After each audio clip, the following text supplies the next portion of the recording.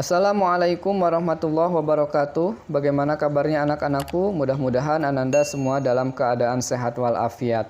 Baiklah, untuk pertemuan kali ini Bapak akan menjelaskan tentang babul mubtada'i wal khobar atau bab tentang mubtada dan khobar. Langsung saja kepada pengertiannya. Apa itu mubtada? Al-mubtada'u huwa al-ismu al-marfu'u al-'ari 'anil awamilil lafdhiyati. Mubtada adalah isim yang dirofakkan yang kosong dari amil-amil lafziyah. Kita bisa mengambil kesimpulan bahwa mubtada yang pertama adalah isim yang dirofakkan.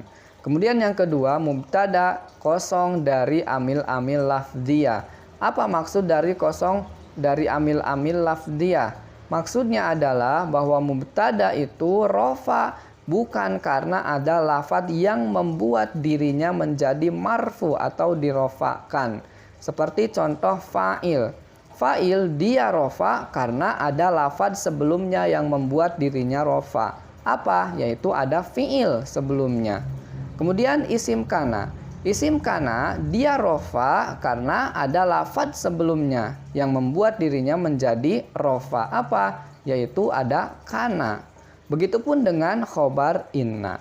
Khobar inna dia menjadi isim yang rofa karena sebelumnya ada lafadz yang membuat dirinya rofa. Apa? Yaitu inna. Mubtada ini sebelumnya tidak ada apa-apa. Maka di situ namanya al-'ari, kosong atau tidak ada apa-apa. Namun dia adalah isim yang marfu atau dirofa. Kemudian untuk lebih jelasnya lagi kita lihat pengertian yang kedua. Al-mubtada'u huwa ismun marfu'un fi awwalil jumlah. Mubtada adalah isim yang dirofakkan yang terletak di kalimat pertama. Nah, maksudnya adalah bahwa mubtada itu adalah isim yang marfu dan terletak di awal kalimat. Ya, atau di kalimat yang pertama itu adalah mubtada. Kemudian selanjutnya al-khobaru. Apa itu khobar? Al-khobaru huwa al-ismu al-marfu'u al-musnadu ilal mubtada'i. Khobar adalah isim yang dirofakkan yang disandarkan kepada mubtada'nya. Nah, maka khobar ini adalah sama seperti mubtada tadi, yaitu isim yang dirofakkan. Kemudian yang disandarkan kepada mubtada'nya. Artinya khobar ini mengikuti mubtada'nya dari segi i'rabnya, yaitu rofa, sama-sama rofa. Kemudian kita lihat pengertian yang kedua dari khobar. Khobar adalah ismun marfu'un yukhbiru an halatil mubtada'i. Khobar adalah isim yang dirofakkan yang memberitakan keadaan mubtada atau yang terletak setelah mubtada. Jadi khobar ini adalah isim yang rofa, sama seperti mubtada, yang memberitakan atau yang menjelaskan keadaan mubtada. Ya, letaknya di mana? Letaknya terletak setelah mubtada. Jadi khobar terletak setelah mubtada. Selanjutnya, pembagian mubtada. Al-mubtada'u kismani. Mubtada dibagi menjadi dua. Apa? Yang pertama, zohirun. Mubtada yang zohir, yang jelas. Dan yang kedua adalah mudmarun. Mubtada yang berbentuk domir.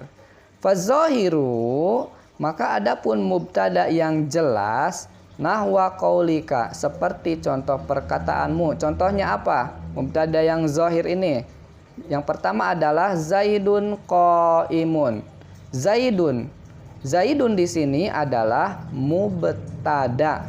Ya, jelas disebutkan Zaid. Qaimun dia adalah khobarnya. Kemudian wazaidani, az-zaidani qaimani. Az-zaidani di sini adalah mubtada. Khobarnya qaimani. Kemudian az-zaiduna qaimuna. Az-zaiduna di sini kedudukannya sebagai mubtada, qaimuna sebagai khobarnya. Kemudian yang mudmar. mubtada dengan menggunakan isim domir. Mubtada dengan menggunakan isim domir itu ada 12. Apa saja? Ana, wa nahnu, wa anta, wa anti, wa antuma, wa antum, wa antuna, wa huwa, wa hiya, wa huma, wa hum, wa hunna. Nah, jadi ada ana, nahnu, anta, anti, dan sampai wa hunna. Itu adalah mubtada dengan isim mudmar atau isim domir. Contohnya apa? Nahwa qaulika, seperti contoh perkataanmu ana qaimun. Nah, ana ini adalah mubtada, tapi mubtadanya berbentuk domir. Ana, adapun saya itu qaimun, orang yang berdiri. Wa nahnu, nahnu, dan adapun kami itu qaimuna, orang-orang yang sedang berdiri. Wa ma asbaha dzalika, dan yang semisalnya. Nah, domir ana dan domir nahnu di sini adalah kedudukannya sebagai mubtada dengan menggunakan isim domir. Sedangkan qaimun dan qaimuna kedudukannya sebagai khobar dari mubtada. Kemudian selanjutnya, pembagian khobar. Al-khobaru kismani. Khobar dibagi menjadi dua. Mufrodun wa ghairu mufrodin. Ada mufrod dan bukan mufrod. Kita lihat. Fal mufrodu nahwa zaidun qaimun. Adapun khobar yang berbentuk mufrod itu seperti contoh zaidun qaimun. Zaidun, adapun zaid itu qaimun, orang yang berdiri. Nah, qaimun di sini adalah khobar mufrad, khobar yang satu. Wa zaidani, dan adapun dua zaid itu qaimani, dua orang yang sedang berdiri. Nah, qaimani di sini kedudukannya sebagai khobar yang mufrad. Nah, meskipun di sini bentuknya qaimani ini musanna, tapi tetap maksud dari khobar mufrad di sini adalah khobar yang menggunakan satu kata. Qaimun satu kata, qaimani satu kata. Kemudian wazaiduna qaimuna.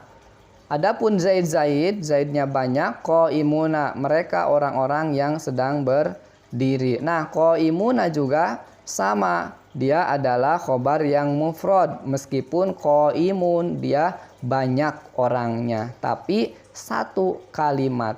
Jadi maksud dari khobar mufrad di sini adalah khobar yang menggunakan satu kata. Kemudian wa ghairul mufradi, dan adapun khobar yang ghairul mufrad, yang bukan mufrad, arba'atu asya'a, ada 4 macam.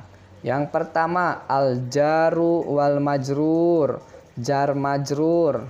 Yang kedua waz-zarfu, zorob.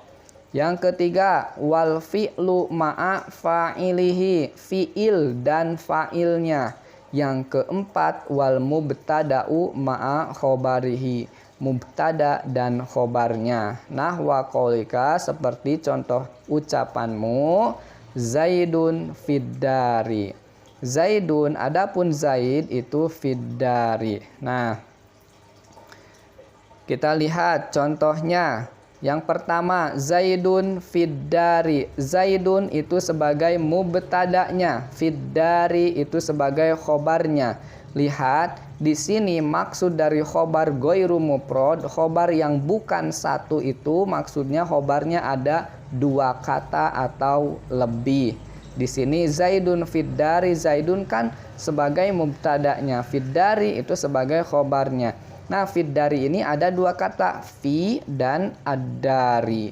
Maka ini disebut sebagai khobar ghairul mufrad. Di sini fiddari bentuknya sebagai jar majrur. Kemudian wa zaidun indaka. Zaidun indaka, di sisimu. Zaidun kedudukannya sebagai mubtada, indaka sebagai khobarnya. Khobarnya di sini juga sama. Ada dua kata inda dan ka inda di sisi ka kamu. Jadi di sisi kamu ada dua kata. Sehingga dikatakan sebagai ghairul mufrad. Kemudian wa Zaidun qaimun abuhu. Zaidun adapun Zaid itu qaimun, orang yang berdiri, abuhu bapaknya. Nah, ini juga sama, khobarnya dua kata. Khobarnya adalah qoma abuhu. Zaidun sebagai mubtada'nya. Qoma satu kata, abuhu menjadi dua kata. Kemudian wa Zaidun abuhu ustazun.